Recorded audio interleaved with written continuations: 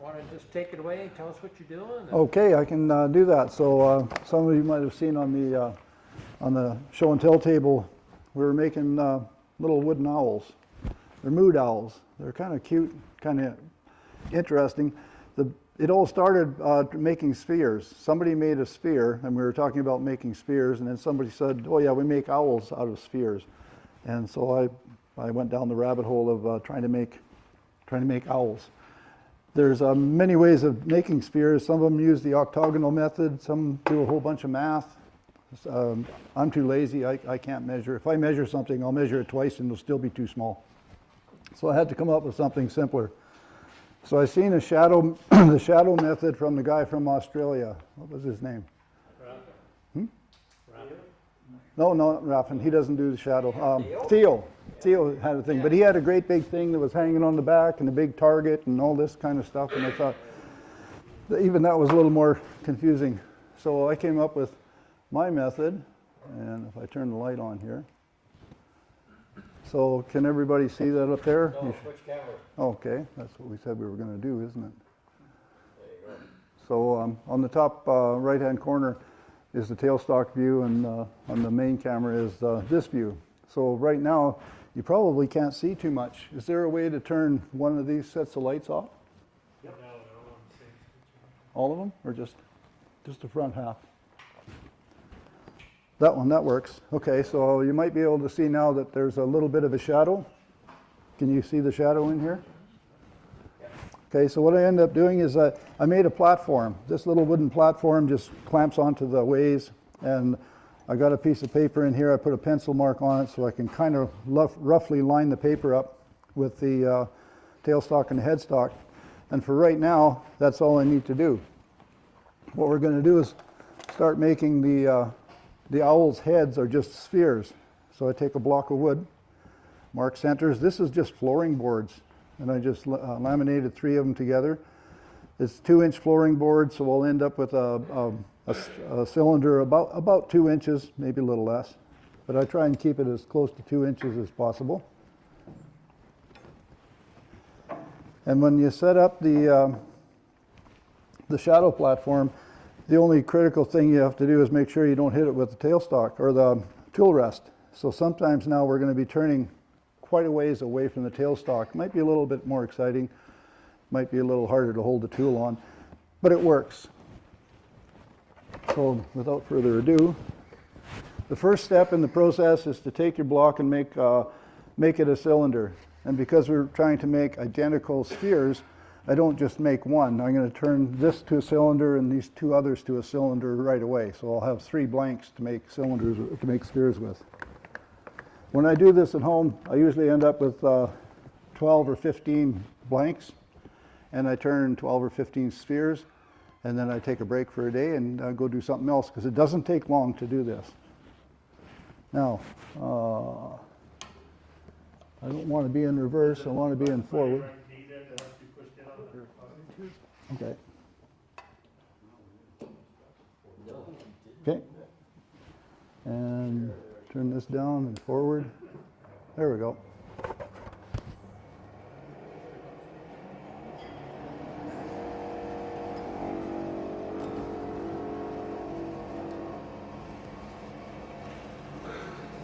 So I used to use a roughing gouge, spindle roughing gouge, but I found that being over the tool rest that far, it was so much easier to use a bowl gouge because you have a heavier cross section of the tool. It just makes it a little bit easier. And I like to run this up as about as, I'm not sure what belt speed we're on here, but 2,000 or better works. And something doesn't look right here. Oh, it is going forward. I thought it was going backwards. So anchor the tool, ride the bevel, pick up the top.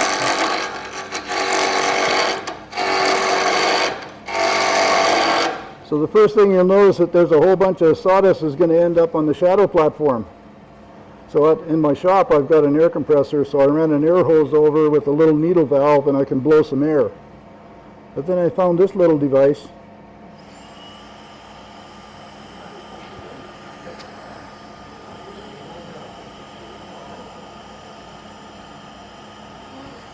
And that seemed to do the job.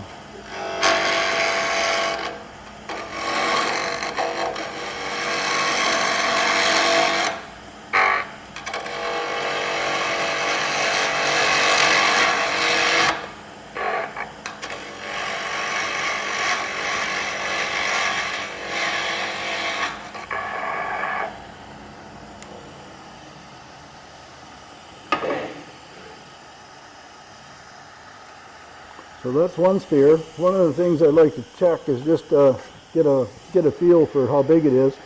That's just a little smaller than 2 inches. And that took what, about less than a minute?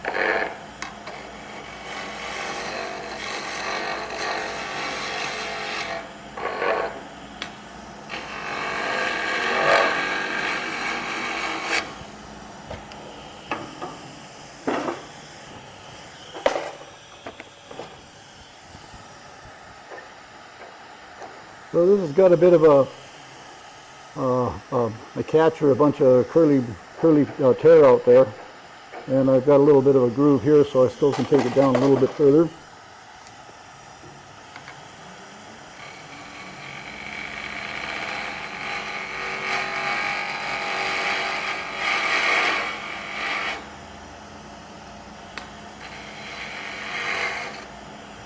That should do.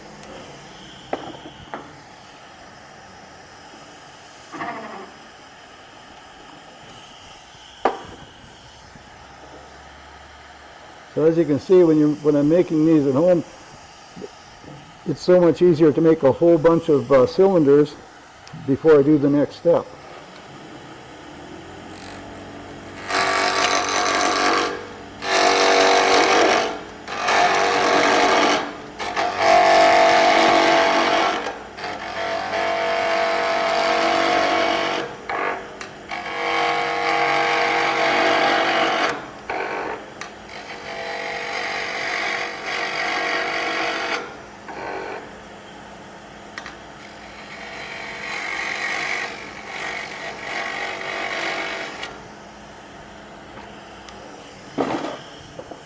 So now what I do is when I have all of my blanks rough turned,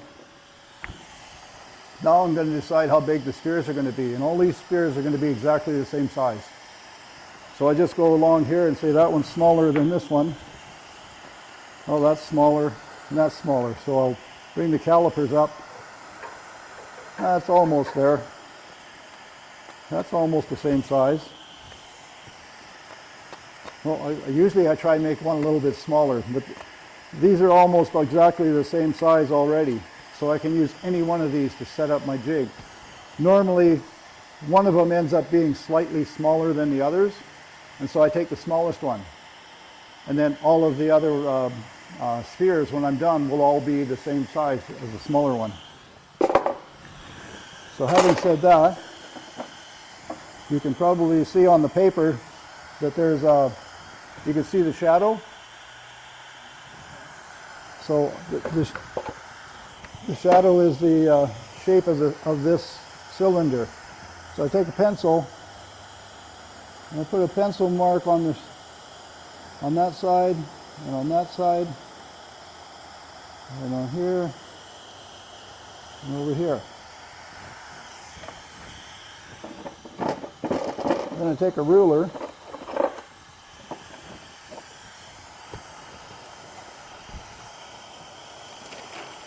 I got to take this off so that I can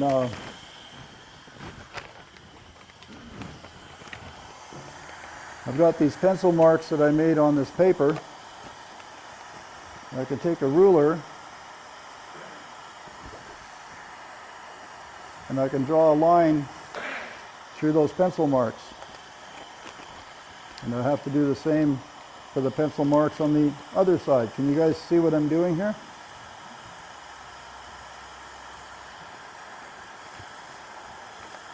Okay, so now I know that what the diameter of the circle is going to be. But you can't see the circle yet. So then what we do is we take a compass.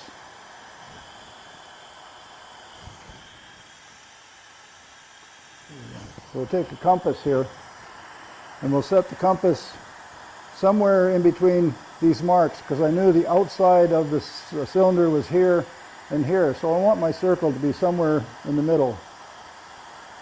I'll set my compass on a center line. And even if the center line is not perfect, what I want to end up doing is finding center.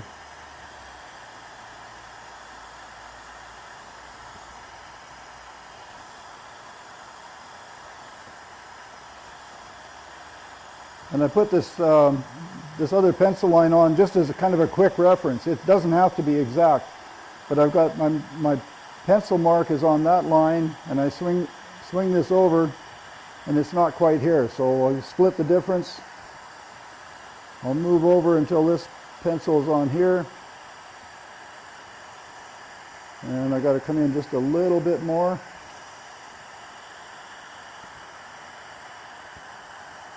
So this is the fiddliest part of the whole exercise, is setting the compass for the circle. So now the compass is touching that line, and almost touching that line. Touching that line, touching that line. So that's going to be our circle. That's going to be the diameter of the sphere.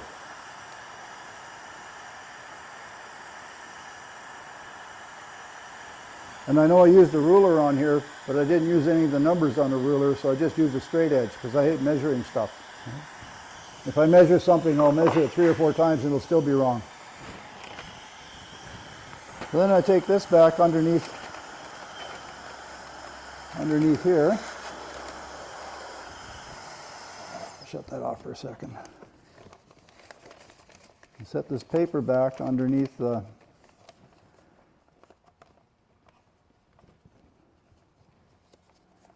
and I line it up with the shadow of the cylinder. Does that look like it's about right?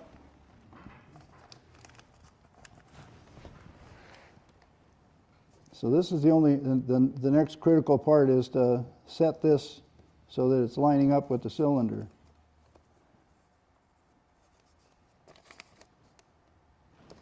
Okay.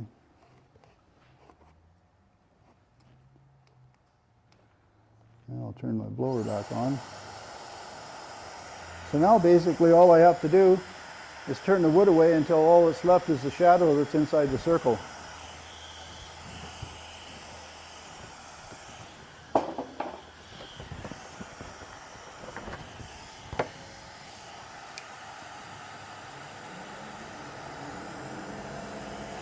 And I've got lots of room to look at it from through here.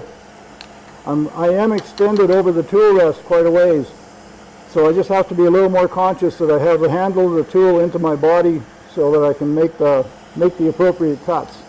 And you basically just turn the wood away.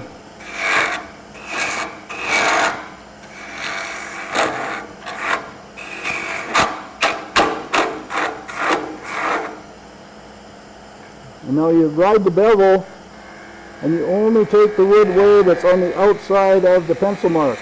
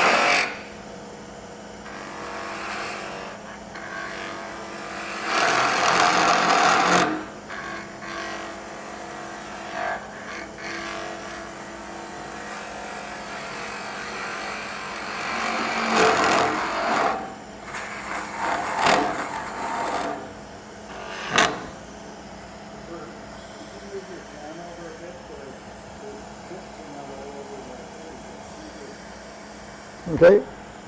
Thank you.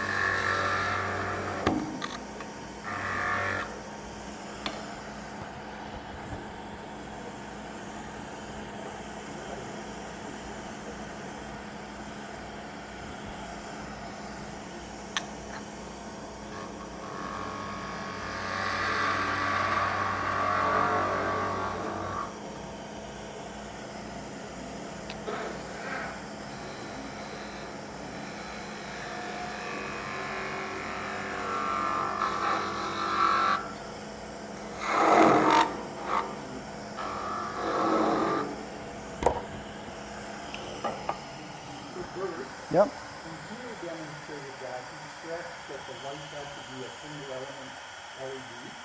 Yep. That's the case here. It's a concentrated LED, and he used a single LED light. Yeah. But what I've learned is that the kind of light doesn't matter as long as you get a good shadow, Yeah. because it's the shadow that gives you the guidance, and the measurement of the shadow. If I measured that circle on the paper, it won't be the same size as the wood because of the parallax for the distance. So as long as it's the same, every sphere that comes off here is going to be exactly the same. An LED that have multiple Yeah, is going to create numbers. yeah, it's going to create. You won't get a sharp shadow. You won't get as sharp a shadow. I used to use this, and it's got a bunch of LEDs, Yeah. but it also has one on the end, a single one. And so I have used that one and before I started using this one. And it worked fine because it's a single LED, but I had to turn all the lights in my shop off because any light coming in from the side, this wasn't strong enough to give a real good shadow. It worked, but it was... So having a good high intensity LED works. So how do you figure out the height of your light so you get the image on the paper? I don't care. The image on the paper came when I made the cylinder. When I turned the cylinder, whatever that shadow was the diameter of the cylinder. So I didn't have to measure, and then it doesn't matter. As long as I don't change this stuff now, all three will be the same. Yeah. And good question, though, perfect question, because that's what a lot of people ask, well, is it critical to be a certain distance? Hell, I didn't measure anything. You know. It is critical. So this doesn't even look like it's perfectly round yet, but I'm not going to worry about that right now, because if I'm in a mode of making these, I'll make a bunch and I leave the little ends on it just like that. And we'll do, like I say, when I get into the groove at home, I'll have these, and you can crank them out relatively quickly. And so you can see the shadow on this cylinder lines up perfectly with the circle that's there. So when I take the wood away and just leave the shadow circle, it'll be exactly the same size as that one. And I didn't have to measure anything. You just don't want to bump your light. What's that? You don't want to bump your light. It's got to stay in the same. It should stay in the same place, and your platform should stay in the same place. And this is wobbling, so I obviously had it off center.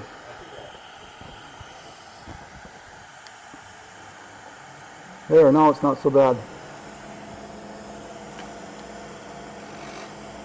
And again, just sneak up on the, removing wood to sneak up on the circle.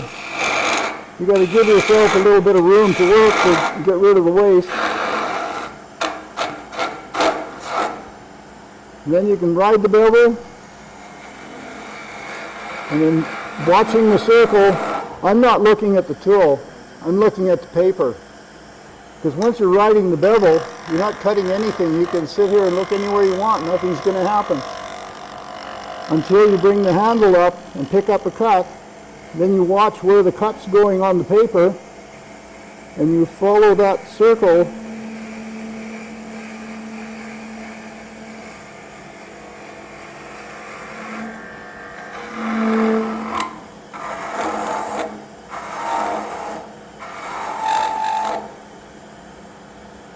ride the bevel, pick up the cut, and follow the circle into the middle.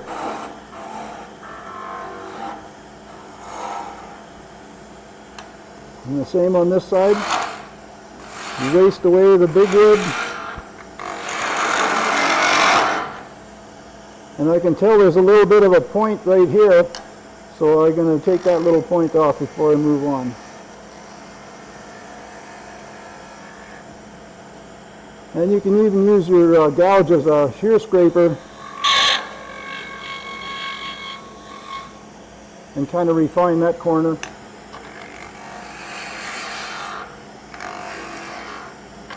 You ride the bevel and pick up the cut and follow the circle.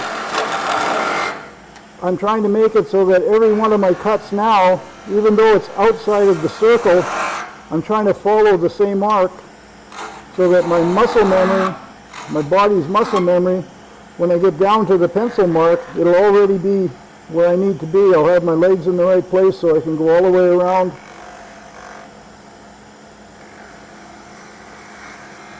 And just follow that pencil line and sneak up on it.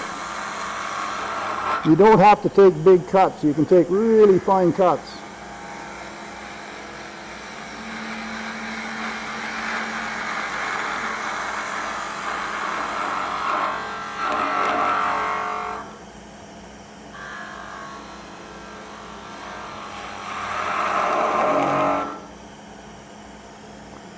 Got a little bit of a high spot here.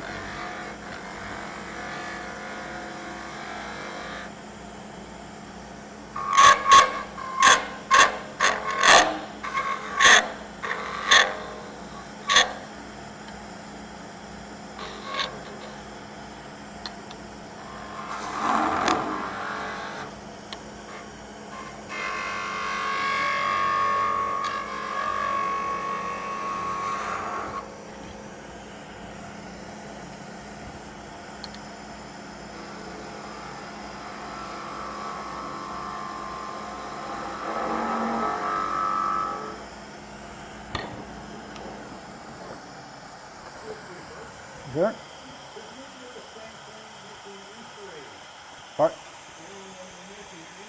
Yes. Absolutely, and I've done that a lot of times when I want to make the Easter eggs exactly the same. That's what I would do. If I get one Easter egg that I really, really like the shape of, well then I would set up something like this and make a whole bunch of them. But when I make Easter eggs, I never make them the same. Or very seldom, but you could. Okay, so we'll do the third one.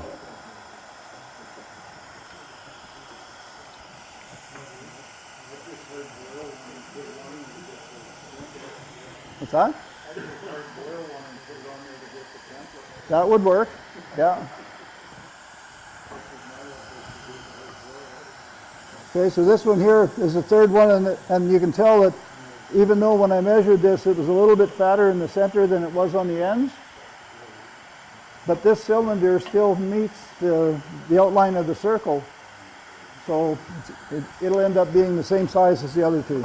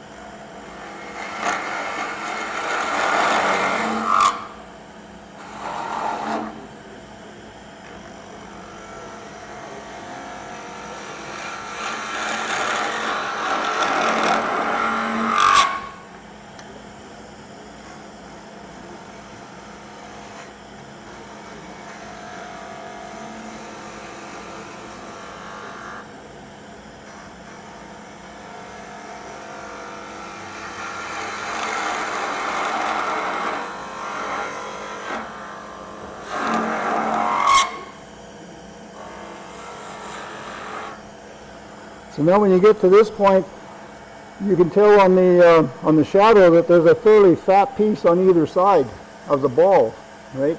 And when we go to the next step to take those off, it's nicer if you just take them down as small as possible before you take it off of this setup. So I usually try and take them down about 1/8 of an inch, staying at the shadow, but I'll try and take this down a little bit deeper.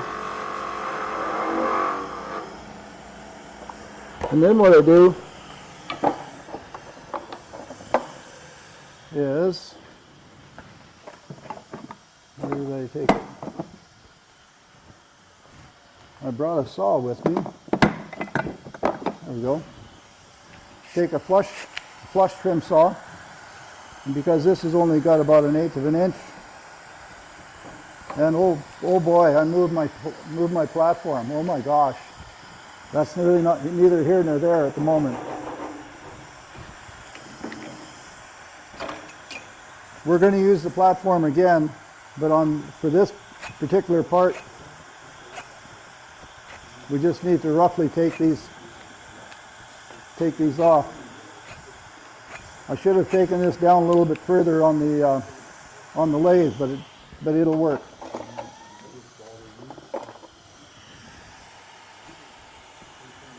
This one here is a little bit too thick for me to saw off, so I'm just going to put it back on here, and then I'll show you about the movement of the platform.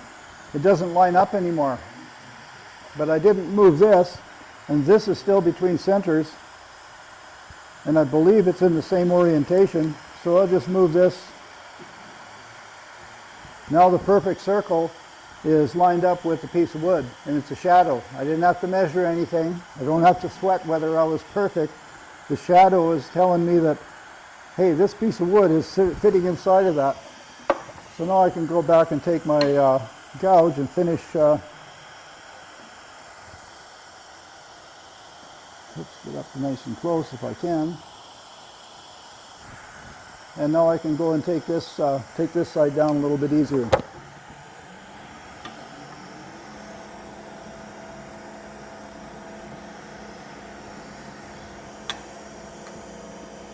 So I'm riding the bevel, and I got to come way over to pick up the cut.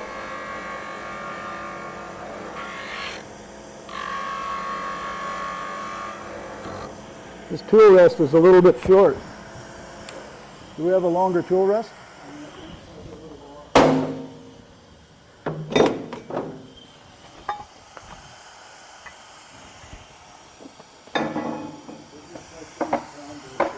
What's that?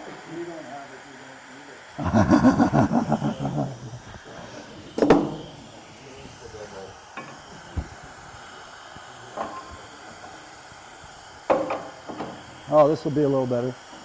And there again, I moved the platform, but it's not the end of the world because I just line it up again, and tighten this stuff down.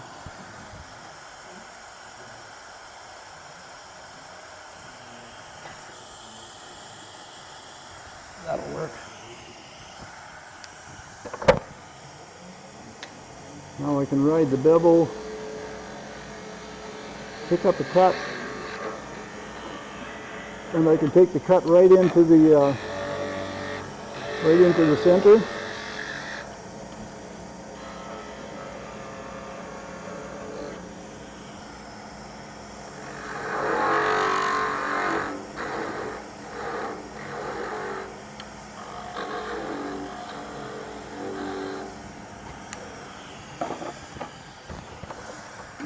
Now we still have these little tiny pips and a little bit of roughness on here, but I did that on purpose. Okay, so the next step is how do we get rid of these little pips on here? Well, we switch and go to cup chucks. So I've got my cup chuck mounted on a Talon chuck.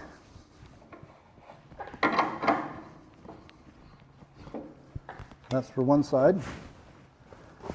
And I have the 3/4 10. How many of you guys make threaded cup chucks, jam chucks? I drill a 7/8 or a 5/8 hole, and I've got a 3/4 10 tap, and tap a hole in it, and it's perfectly centered. Are you using an actual wood tap or are you using a? I'm using a metal top bottoming tap. Yeah. A bottoming tap, though. It has to be bottoming, so it's Same not ones tapered. they use for steel. Oh, yeah. Where can you get them wood taps? I tried Lee Valley and Amazon. I couldn't. 3/4 inch, you don't find a wood tap. You just get a metal tap.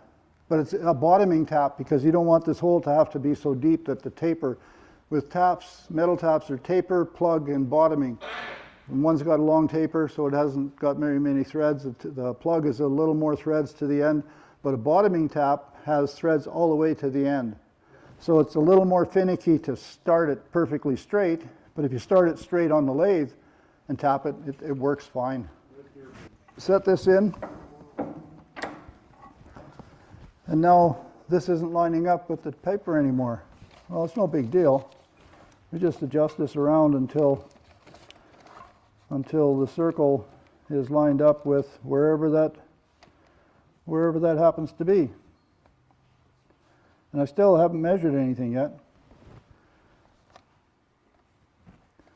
And I know that I should expect that there would be some wood sticking out here because I left this little tip on here a little bit proud.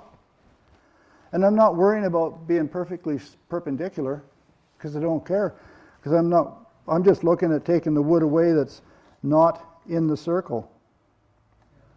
So I line the circle up until we know that this side and this side is part of the circle, and anything that's sticking out, we're removing it. And so that makes it really nice and easy. The trick now is because we're well over the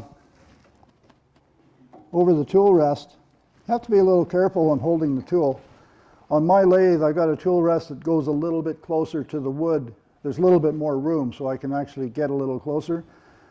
But it works this way just as well. You just have to be aware that instead of being a 1/4 inch off over the tool rest, you're now 3/4 of an inch. So there's a little more leverage, and you have to hang on a little tighter. Make it sure your tool's into your body so that it won't vibrate too much. And we'll just take away the wood that doesn't want to be there.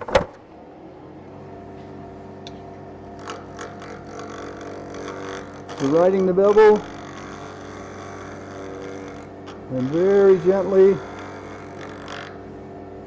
and you take a look and see whether or not it's there or not.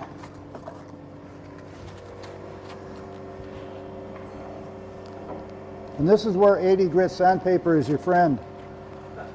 80 grit sandpaper is a engineered cutting tool. It cuts wood really, really nicely. It's just hard to sharpen.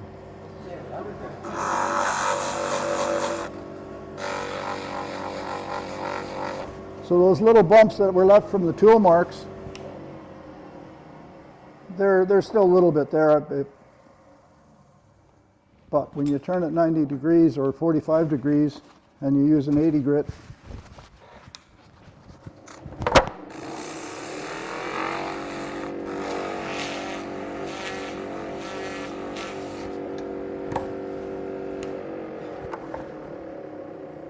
that's feeling nice and smooth.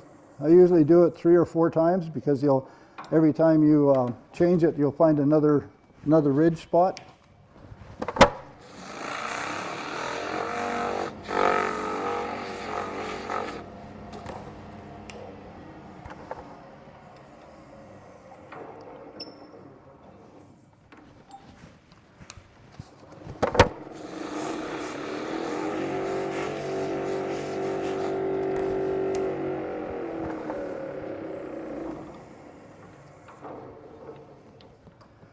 So that's not a perfect circle. It's got a bit of a flat on here. I could sand it a little bit more, but it'll be good enough for the start of the process tonight. I'll try and be a little more careful on the other two.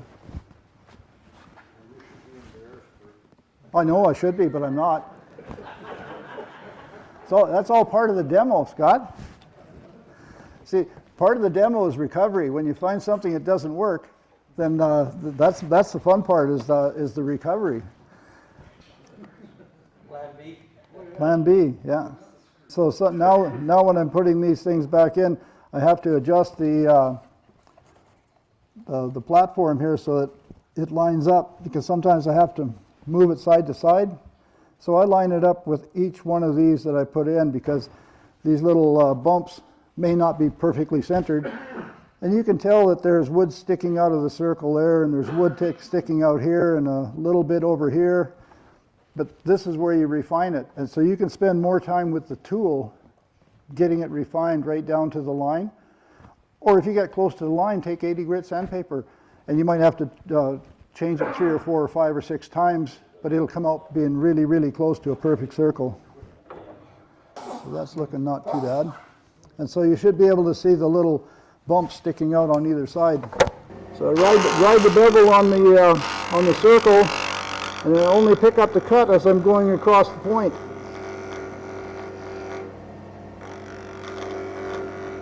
And then I'll come in from this side, and I'll ride the bevel back here where it's on the circle. And then I pick up the cut. I'm only picking up the cut across the place where the points were. Now that one looks like it's a little bit better shape than the first one.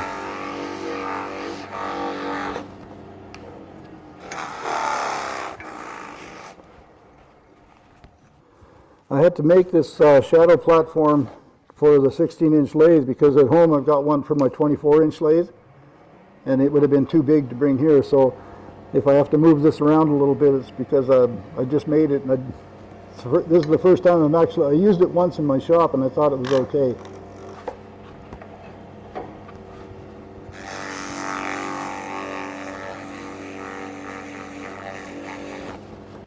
That's number 2. I could have spent more time on it, so it's not perfect yet. This one here might be a little bit more of a challenge, because I left a few more tool marks and the flat. But the whole object of this exercise is to say you can always recover, because you've got the circle on the paper, and you always know that there's 1 or 2 points offset that are going to help you line up. And as long as those points are lined up, you know what size your circle is going to be, and you just take away the pieces that are outside the circle. And so it might only be a 1/16 of an inch or even less. Anchor the tool, ride the bevel, and pick up the cut, and move into the center. Come in from the other side, ride the bevel on the part that you know is the right size, pick up the cut and come over to the center. You may even want to use your gouge as a shear scraper.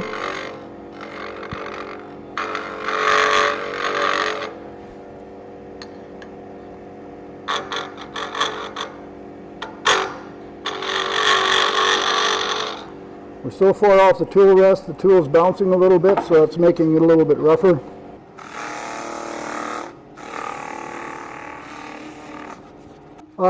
It isn't critical that they be perfectly round, because if you leave one of these bumps on, like on this side here, this is fairly proud, and this part isn't. So that's a good point. I'm not going to worry about this one, because the recovery is it's an owl. We'll move right on to the next step. So once you've got all your spheres turned, and before I would have taken the first one off, I would do the step I'm going to do now. I take a pencil, and I'm looking at this saying, I know that's proud, so that's going to be where the eye hole is, and I'm going to turn it away anyhow, so I don't care. But I take a pencil mark, and I try and eyeball center, because that's going to be the center line of the eyeballs. And I put it about 3/4 of the way around. Then I take my, so I know that this compass is set to the size of the circle of the head of the owl, and that's too big. If I make the eyes that big, you're going to have half an owl head. So I can use a ruler. This is about the only time I'd use a ruler, and say I wanted the owls to be maybe, say, 7/8 of an inch in diameter. So if that was 7/8 of an inch in diameter, that would be, what, 3/8 or thereabouts? Yeah, Okay. Whatever, 3/8, 7/16, blah, blah, I just go, okay, it's close enough. So, and again, because it's close enough, you set the point on, you set the sharp point of the compass where you want the two eyes to meet. And you don't really push it in too hard, but you use the compass to put a mark on both sides. Then you take your awl and you make a divot where the pencil marks cross the lines that you put on center line. Then without moving this, you put the compass in that divot hole you made and you draw a circle. Then you go to the other side and you draw a circle. And look at that, the sides, they don't line up. Damn, eh? You like to have them overlap a little bit. Did I screw up on the measurement? Not really. I'm just going to go here and say, I'm going to open this up a little bit. So now, when I draw this circle, it's going to be a little bit bigger. Doesn't really matter how much. When I draw this circle, it's going to be a little bit bigger. And now the critical point is that both of those circles kind of overlap each other, right? They touch or just overlap.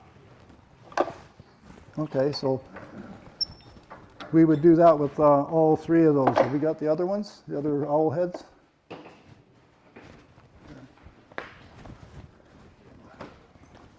Is there a third one there too?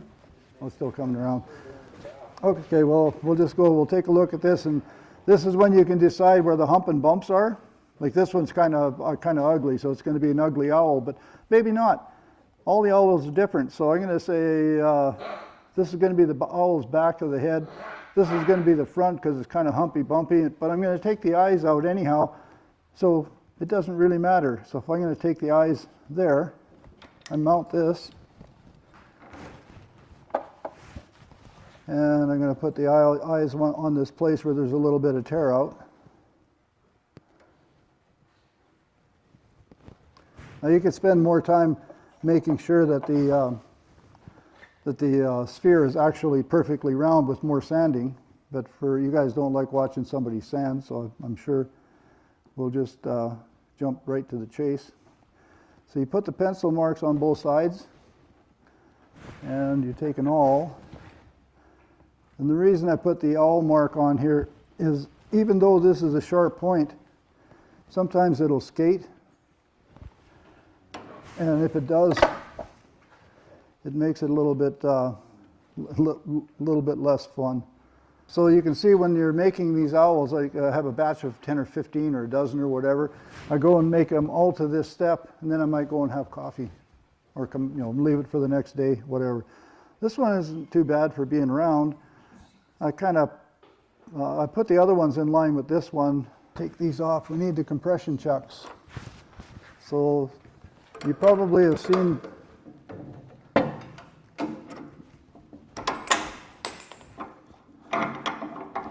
some of you have probably seen the compression chuck that I use for making eggs. So that's what we use for turning these. First thing I do is I just check to make sure that the ring that I've got in here is got a hole small enough. And if these were too small, I just make another ring.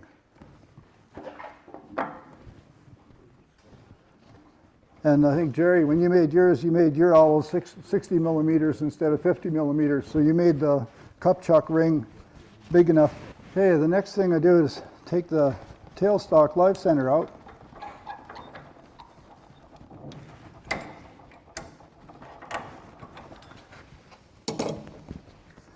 And what I've done is I went and got one of these Morris Taper 2 to Morris Taper 2 extensions. And I put that in tailstock. And the main reason I do that is now I got something to hang this thing on.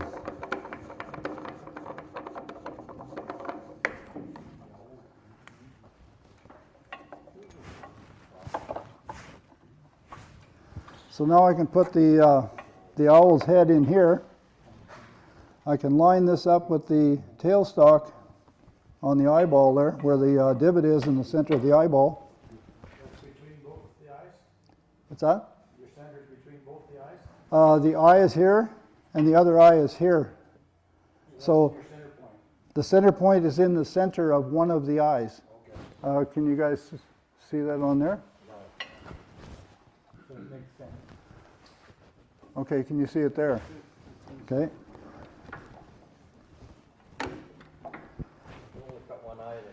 Yeah, so there's the divot on the center of the eye, and another one on this center of the eye.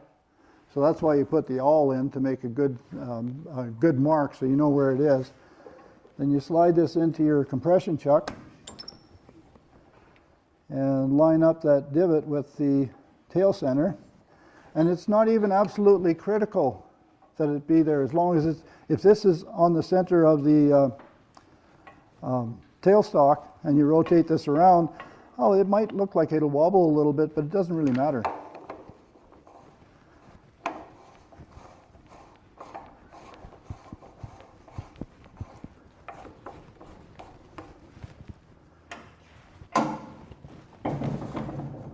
Okay. And back this off. Now, you'll be able to see that when you turn this on. You can see the pencil mark looks like it's wobbling around a little bit. That's just a pencil mark. When I touch it with the tool, the cut line will be round. And some people have commented that, well, is this cross grain or bowl grain, or how is it being cut? Well, a spindle gouge or a bowl gouge, they'll both do the job, as long as it's not a spindle roughing gouge, but a spindle gouge or a bowl gouge, and you just take, whoops, I didn't get it tight enough. So I apologize for this part of it, because this shouldn't be happening, but again, it's a demonstration, so we're basically showing how to recover when things don't go right. I knew I brought both of them for a reason, I just wasn't sure.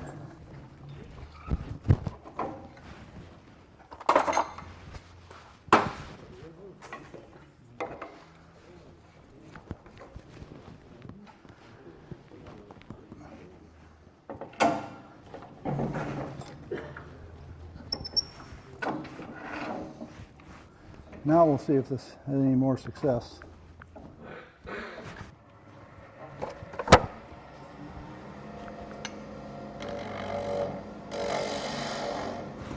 probably won't that one.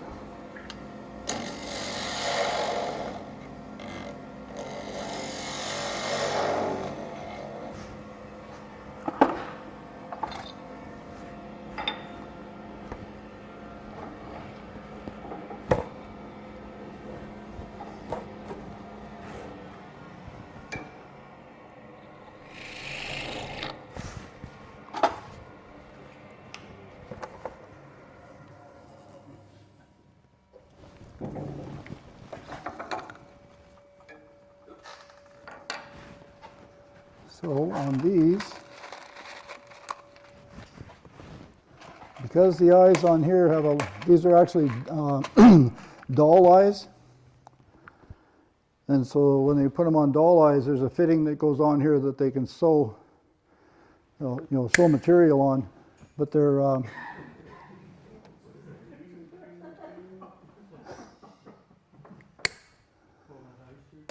yeah, we call that eye surgery. Yeah. No, this is the real fun part, because with these things here, they come in all these different colors. So you can mix and match. If you happen to be colorblind, you can really have some fun. One black and one blue. I had some that were pink and gray, and I didn't notice it until I went in the house and under different light. And so I was feeling really silly about it. But one little person came up, and as soon as she seen the one that had the two different colored eyes, she fell in love with it and took it off. So anybody else that gave me a hard time said, I planned it that way. But these things are pretty simple, because they're just the shiny part has to go towards the eyeball, and there's a little hole in in the thing here. So there, this is the finicky part of doing these is the fitting the small fittings. So I use Tight Bond Quick and Thick, or in this case, this here is Aleene's Tacky Glue, which is basically PVC, just like Quick and Thick, or PVA glue, Quick and Thick, just like Quick and Thick. And it works for me, just to make the base. So one of the things I did when I was switching back and forth from making the owl's heads, I went to start making the bases and I forgot to change the tailstock out. That's a dead center, not a live center. And I was started a base, trying to put a tenon on, and I was wondering why the smoke was coming out. So the key is with making a base is make the shoulder a little smaller than the head, and then taper it down and put a little bump on the bottom to make it look like feet. And the easiest way I do that is put it between centers, make a tenon, turn the shape, and then part it off. And I sand it, and I only use a Beal buffing system. I didn't put any finish on any of the owls. And that's. Are you using some kind of compound? On the Beal buffing system, you have the Triple E, the White Diamond, and Carnauba. So I do the Triple E first, then the White Diamond, and then the Carnauba. And I do that before I glue the eyes in. And that's, I guess, basically about it. I mean, turning a little body base is pretty straightforward. So, any questions on the sphere and the owl head making? That's it. Perfect. Well, thank you, Bert. Yeah.